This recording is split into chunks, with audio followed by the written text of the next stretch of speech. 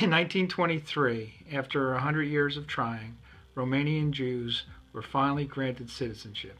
By 1945, the Romanian government had assisted the Nazis in murdering 400,000 Romanian Jews. This is an account of one of the survivors. This is Miriam's story. Miriam Kober was born in 1923 in Romania. Both her father and grandfather repaired windows in Rus to make a living. In 1927, her father opened a glass shop. That same year, her younger sister was born. By all accounts, life seemed normal until August of 1940, when a coup d'etat backed by the Nazi Germany brought the fascist leader Ion Antonescu to power. By November, Romania had joined the Axis powers, and the anti-Semitic legislation increased. These laws were what forced Miriam out of high school and created what she refers to as the Year of Humiliation. This year included identity cards, restrictions of travel, seizing of hostages, expulsion of Jews from the village. This year was just the beginning of her hardships throughout the war. In October of 1941, Miriam and her family were deported. Although she was only 18, her diary provides valuable insight into the thoughts and feelings of countless teens deported throughout the country. To get a better idea of what was important to her, we have broken her diary into 8 major categories. Each portion contains excerpts of her diary that provide vivid details of just how horrific life was. Who could have ever imagined that I would start this notebook, meant to be a poetry album, under these circumstances?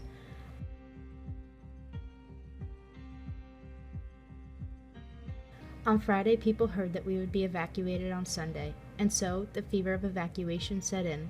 We emptied the house of the most beautiful things.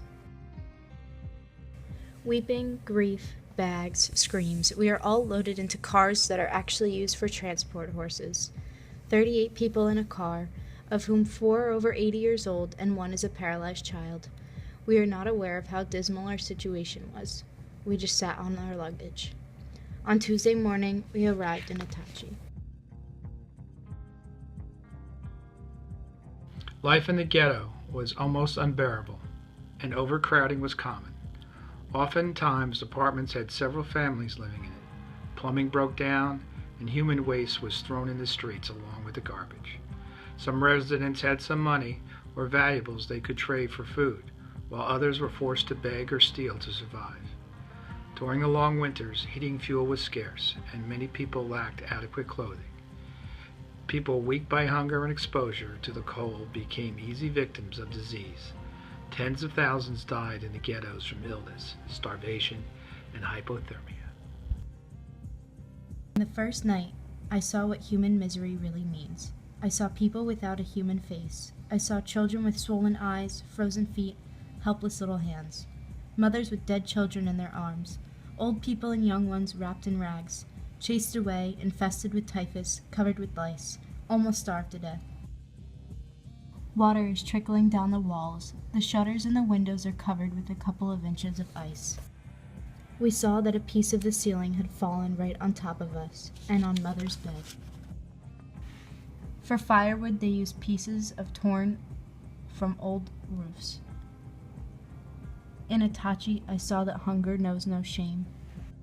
There is garbage everywhere, hiding under the snow, and when it melts, we will be swimming in our filth. But I should not complain. There are others who are many times worse off, who don't even have shelter. 4 months now. We have no longer been humans, but we have been worse off than dogs.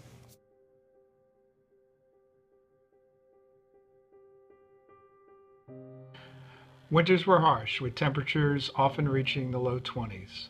With inadequate materials, Miriam and her family struggled to stay warm. The days are cold, and getting up is a problem. Our room couldn't get any colder. It's like a cellar. Even in bed, it was impossible to warm up. The bitter cold had numbed my right hand. I could feel a tightness around my heart, and I almost fell down 3 times. I constantly blow into my hands, and I don't even want to go out into the front door. 38 degrees below zero. We are frozen to the marrow. Ukraine. This word holds a new meaning for me today. It encompasses the cold, the raw wind, the starvation, and all the filth in which we live and drown.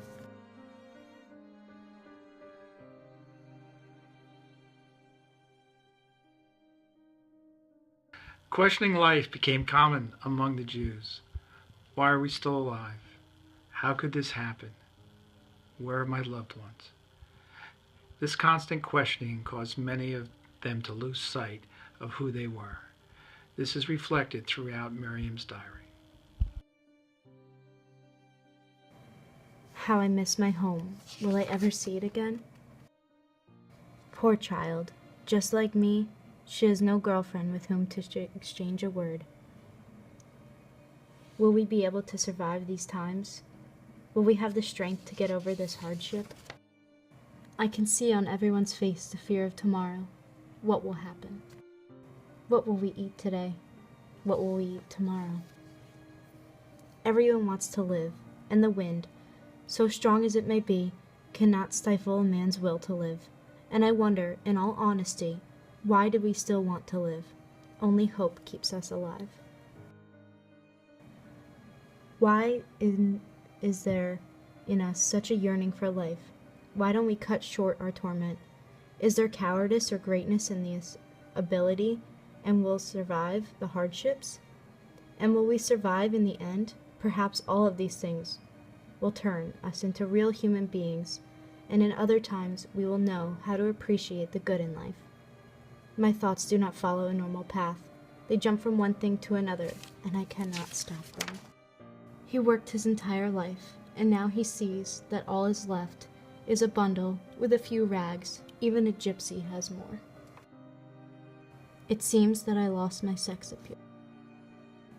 We will be free one day, but who knows who will get to enjoy a good life, or what will come after these hard and evil times.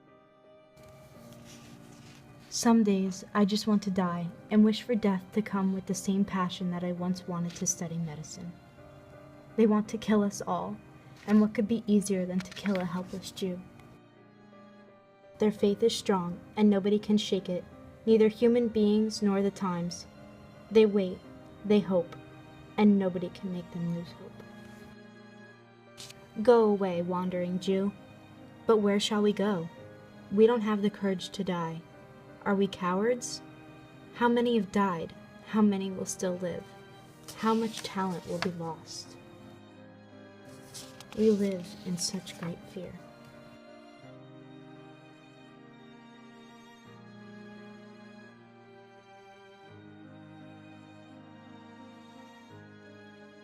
Became a daily sight for Miriam.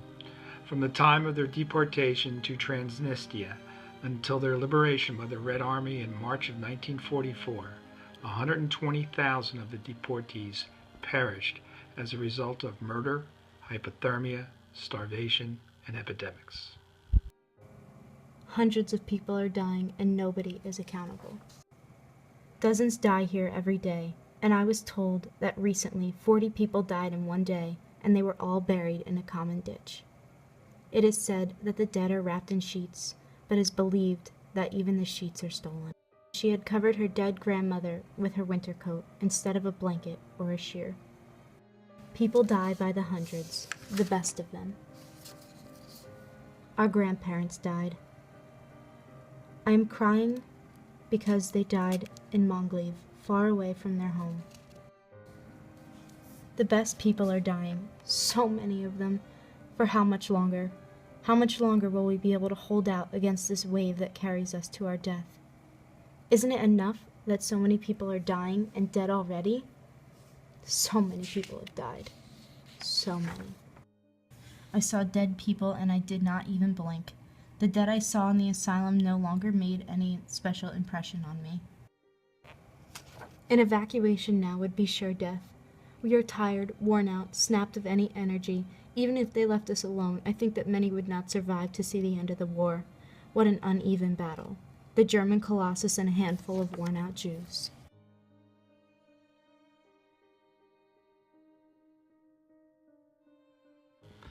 Their daily lives after arriving in Transnistria dramatically changed. Here is a glimpse of what daily life was like, according to Miriam. Right away we start to clean. We wash, make the beds, and sweep. Then we start preparing the meals. We peel potatoes, onions, garlic, and carrots. A rich meal, a soup with potatoes and carrots, or a first course, onions and oil, or plums for dessert. These are all the same, and I am happy. I can go to bed. At least I can sleep and forget everything. Not only am I hungry, but I want to eat something good. Dad became ill, a fever of 105 degrees. He has typhus. Dad was very weak, but thank God for the past 3 days he has no longer had a fever. I almost envy him that he got rid of the illness, and now that, immunized, he will go to town without being scared. The doctor cost us a fortune. Until now, I had no idea that this disease could destroy a healthy body in a relatively short time.